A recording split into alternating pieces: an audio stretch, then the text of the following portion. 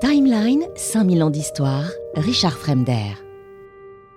Vous avez aussi la vague de 1897. C'est l'une des époques les plus troublantes de l'histoire de l'ufologie que j'aborde ici, bien que on a connu depuis des vagues de 47, 52, 54, etc. etc.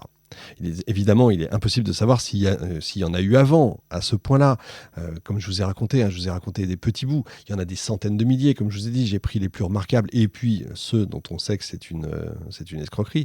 Mais ce qui est intéressant, c'est de voir que le nombre élevé de cigaroïdes qui ont été observés a augmenté.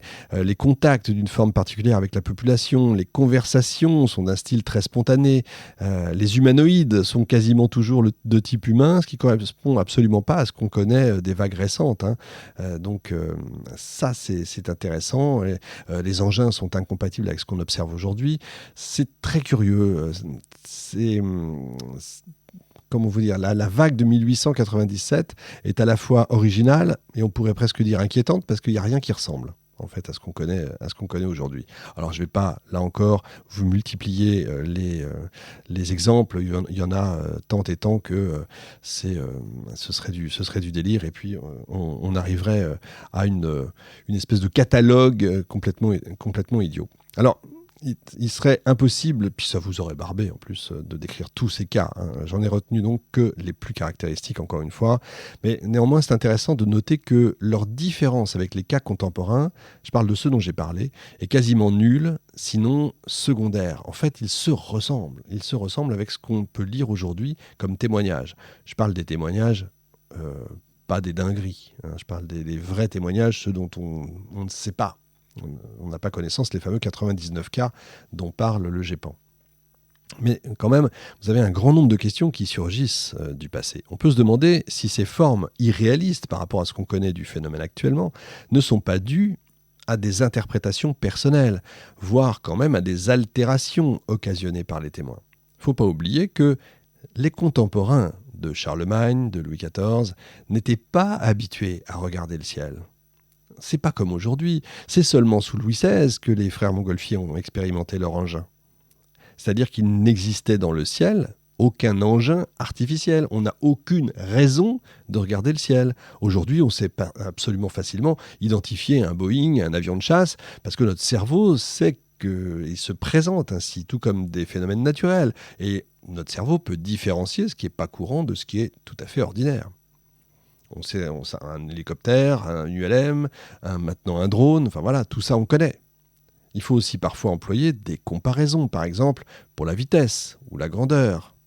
Pour connaître la véritable forme d'un objet décrit, il suffit alors de savoir comment se présentait au Moyen-Âge un chapeau ou un bouclier.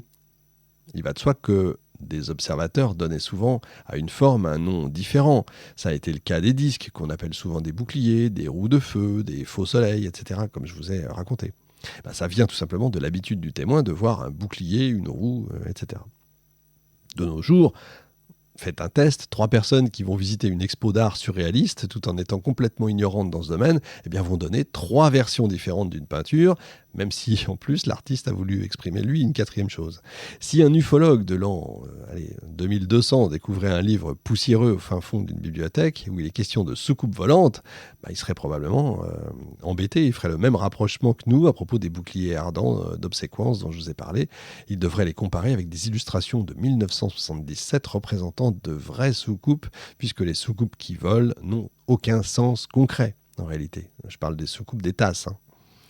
Ce ne sont là que finalement des comparaisons pour décrire un objet identique tel que les lances, qu'on suppose être des cigaroïdes ou des disques vus par la tranche. Les fameux chapeaux, c'est probablement des disques à dôme. On peut se demander aussi si c'était pas seulement les cas où les dégâts, enfin si on n'a pas, nous, trace des cas où les dégâts étaient si considérables qu'ils ont été reproduits dans les chroniques, mais les autres n'ayant fait l'objet d'aucun écrit, une sorte d'autocensure, si vous voulez, de la part des témoins, et les effets secondaires classiques, vomissements, maux de tête, etc., seraient passés inaperçus, parce que je vous rappelle qu'on est à une époque où la souffrance humaine est incomparable avec celle d'aujourd'hui. Et donc ces cas ont peut-être été négligés. Et il y en a déjà des milliers, vous imaginez, si tous devaient être notés. La grande question qui demeure, c'est celle de savoir pourquoi les observations d'atterrissage n'ont pas été rapportées, en prenant pour hypothèse qu'elles ont été quasiment aussi fréquentes à l'époque qu'aujourd'hui. La première réponse, la plus simple, consiste à dire qu'elles n'ont pas été consignées. Mais l'autre question qui suit, c'est pourquoi ? Imaginez un instant l'étonnement d'un paysan du XVIe siècle qui voit un engin inconnu arriver par la voie des airs et puis des êtres étranges en sortir. Le pouvoir de s'élever dans les airs, encore une fois, à cette époque, c'est réservé à des êtres mythologiques, voire à la Bible. Et d'une manière positive ou négative, c'est des gens qui, de toute façon, lui sont supérieurs. Est-ce que il n'aurait pas craint, à un moment donné, d'être accusé de sorcellerie ou de vision démoniaque ? S'il en parle à son entourage, c'est pas possible, parce que là encore, l'ombre du bûcher plane sur toute personne qui parlerait avec des idées pareilles à cette époque-là. Il serait peut-être utile pour nous de consulter les rapports de procès de l'Inquisition, par exemple. Peut-être qu'on découvrirait des choses intéressantes d'un point de vue ufologique. Alors, qu'est-ce qu'on doit penser des cas anciens ? Dans leurs grands traits, ils ne sont donc pas différents de nos cas modernes. De fait, on ne peut plus envisager le phénomène OVNI comme un phénomène récent. Quant à savoir ce que c'est une autre histoire. Je finirai par le physicien que vous connaissez peut-être, Enrico Fermi, qui est connu pour le célèbre paradoxe de Fermi. Eh bien, ce paradoxe aborde la contradiction entre la forte probabilité de l'existence d'autres civilisations extraterrestres dans l'univers et le manque de preuves concrètes ou de contact avec elles. Il a tout simplement soulevé cette question en 1950, lors d'une discussion informelle, et il s'interrogeait sur le fait que malgré le nombre considérable d'étoiles et de planètes dans l'univers, aucune preuve d'extraterrestres n'a encore été trouvée, d'où sa célèbre question « Où sont-ils » That is the question. Salut, à la semaine prochaine. Timeline, 5000 ans d'histoire, Richard Fremder.